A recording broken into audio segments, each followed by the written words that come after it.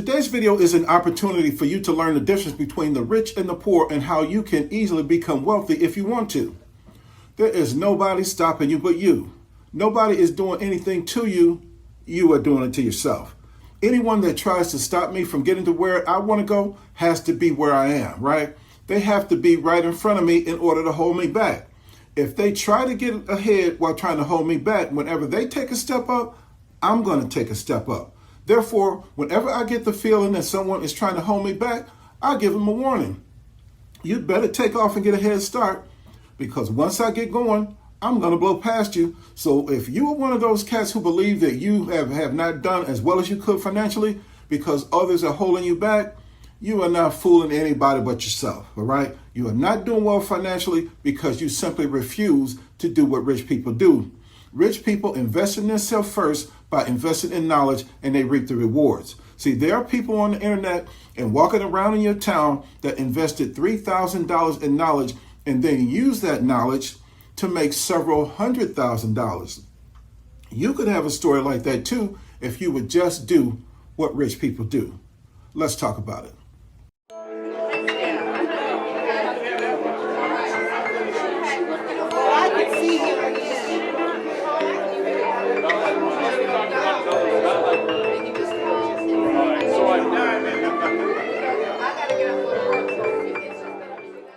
Rich people became rich because they learned that 73% of rich people in America are business owners. Therefore, they do everything that they can do to invest in the knowledge that will lead them to be successful in business, such as acquiring the audiobook, Mind Your Business, all right? It empowers you to produce business profits on the multi-million-dollar level. And see, I don't understand why people think that they can create a product and make millions of dollars without having any business training. Whenever I hear people say, I own my own business, okay, I know immediately that they're going to fail. Now, I can tell that they have not invested in the knowledge to make a business successful. And see, they are usually trapped in the illusion of business success. However, the language that they use indicate that they struggle to remain free from poverty because they more than likely operate in the fake it till you make it ghetto principle. See, they spend a lot of money trying to create the illusion that they have business success rather than spending that money on the knowledge that they can use to achieve success. See, they would rather spend the money playing the lottery or on a get-rich-quick scheme rather than paying to learn what successful business people know. Now, you can easily spot these people at business mixers or socials because they love to claim that they're CEO. But after talking to them for about 2 minutes, you can tell that they don't know what a CEO knows. See, CEOs invest thousands of dollars every year to improve their knowledge. A CEO is willing to pay people millions of dollars every year to utilize their knowledge to increase his company profits. Yet these fake CEOs don't have any employees, and when they finally realize that they must pay for profitable business knowledge, they always want a discount. See, they want you to give them knowledge that they can use to make millions of dollars at a reduced price. See, the first thing fake CEOs need to learn that rich people know is that the price of ignorance is always always higher than the cost of knowledge. Therefore, rich people pay the cost of knowledge to avoid paying the price of ignorance. You can avoid paying the price of ignorance too if you simply choose to invest in your future wealth by acquiring my audiobook, Mind Your Business Today. See, the following are the 7 types of knowledge that rich people invest in that poor people or those entangled in financial struggle don't. Now, if you want to get the rest of the knowledge, get the book. Number 1 is self-improvement. One of the reasons why you are not wealthy is because you have been an employee for too long. Employment is a type of indentured servitude, which gives you just a little more freedom than slavery. In order to accept the position of an employee, your mind must be conditioned to remain on the workplace plantation. Therefore, if you are really ready to be wealthy, the first thing you must do is invest in knowledge that will help you free your mind from employee captivity. Wealth and poverty, brothers and sisters, are not states of money, they are states of mind. Employee and employer are states of mind also. In order to become a wealthy business owner, you must cleanse your mind of thinking like an employee and begin to think like an employer. Otherwise, whenever you start having difficulty running your business, you will run back to the employee plantation and get a job. Number 2 is financial literacy. Now, this is important because it teaches you how to manage finances and build wealth like a business person. The average person who quits their job to start a business go to a bank to try to get a loan for the startup capital.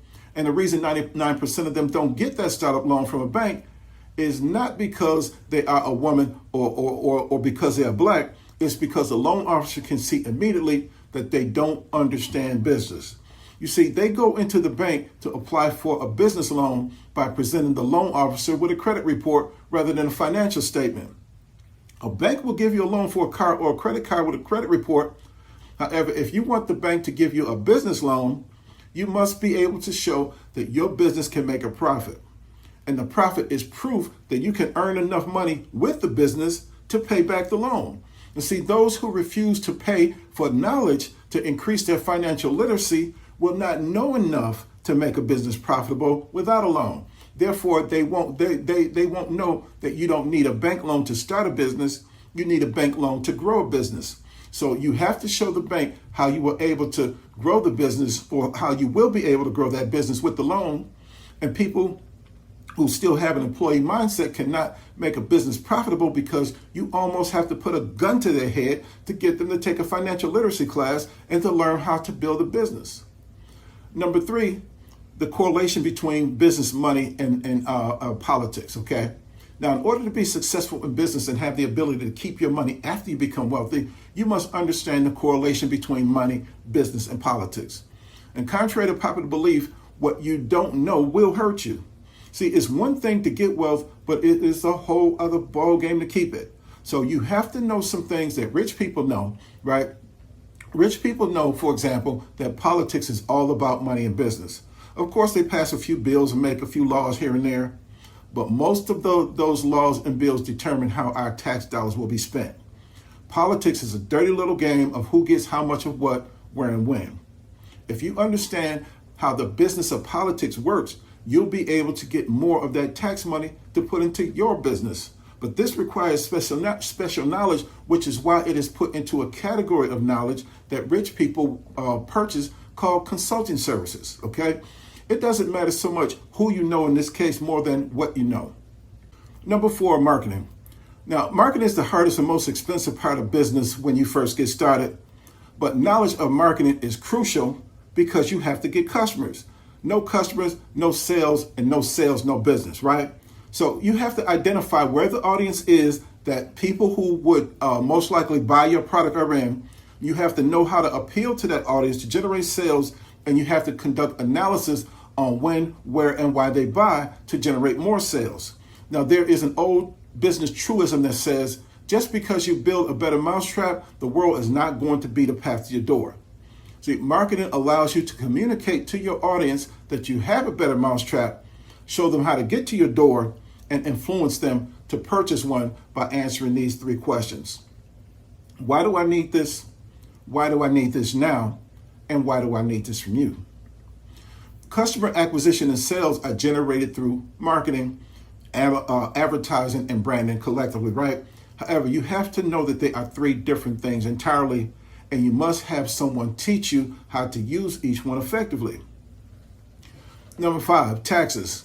Now, taxes is one of the keys to business success, okay, because it relates to cash flow. Cash is the lifeblood of a business. If blood stops flowing through your veins, you'll die, right?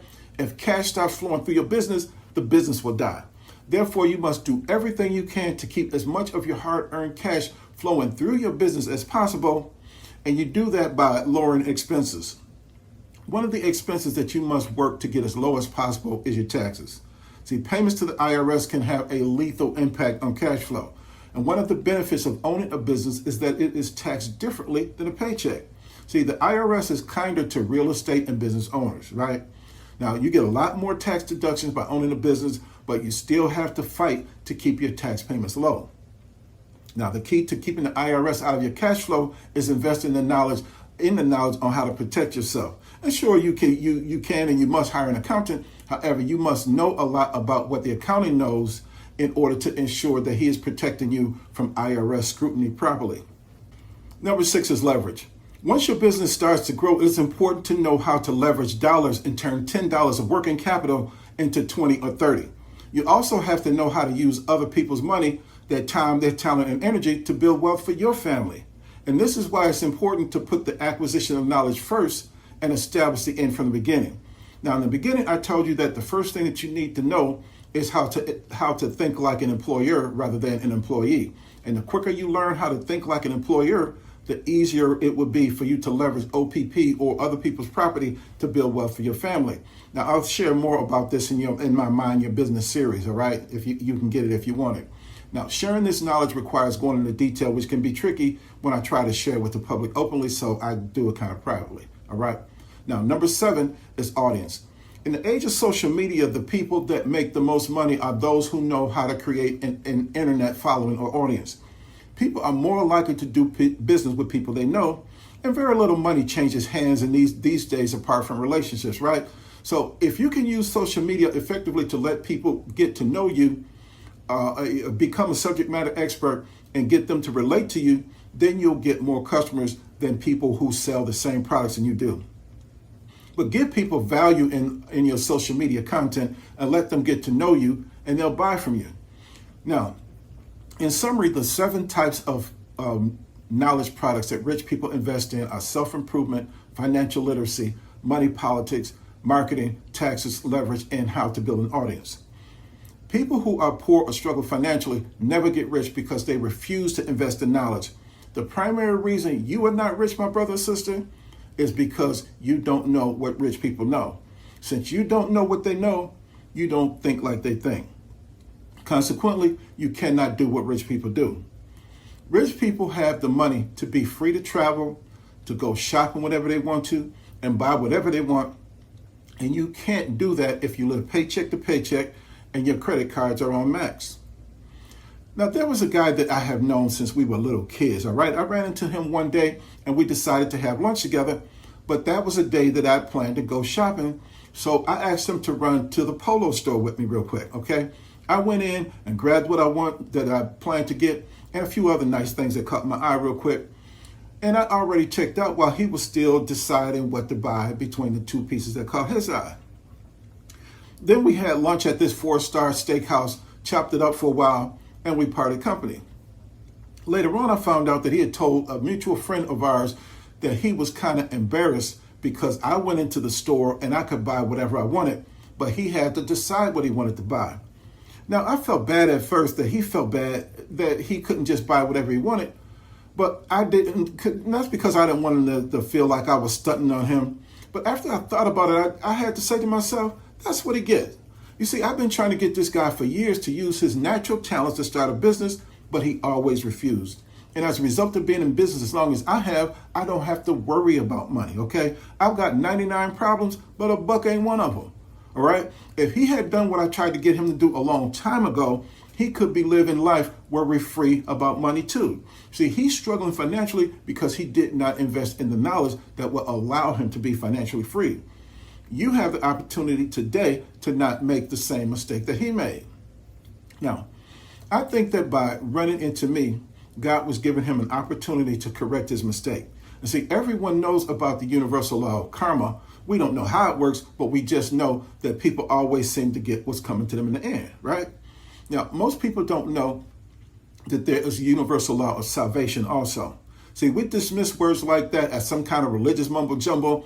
However, the law of salvation gives you a universal chance at redemption or to become what God created you to be. When you miss your chance, the law of salvation offers you a second chance. And that is why every time you make a life mistake, you have to do a retake. When you were in school and you failed a test, you had to take a retest, right? Now, the only problem with the retest is that it is harder than the original test, and you can only get a passing grade, never 100%. The universe is putting you to the test right now. And don't fail the test and have to take the hard retest, all right? Don't make the mistake and have to do a retake. Take advantage of this opportunity today. Otherwise, my brothers and sisters, some years later, you'll have to do a retake. But it just won't be, you won't be able to become as wealthy then as you could have if you take the opportunity now. And remember, the word poor is an acronym that stands for passing on opportunities repeatedly. If you really want to be rich, take this opportunity to invest in yourself and your future wealth today. Now, if you wait to do it later, that means you are trying to find a way to set yourself up for failure. If you tell yourself the price is too high, well, that's failure talking, all right? You can pay now or pay later, but the price of failure is always higher than the cost of knowledge. So don't wait, don't procrastinate, do it now, and let's go. All right? Amen. Well, that's all that I have for now. Don't forget to subscribe to this channel, share this video with your family and friends, and I'll be back with something new that nobody told you. Until then, remember that God loves you, I love you, and there's nothing you can do about it. And I'll see you next time on 0 to Millions.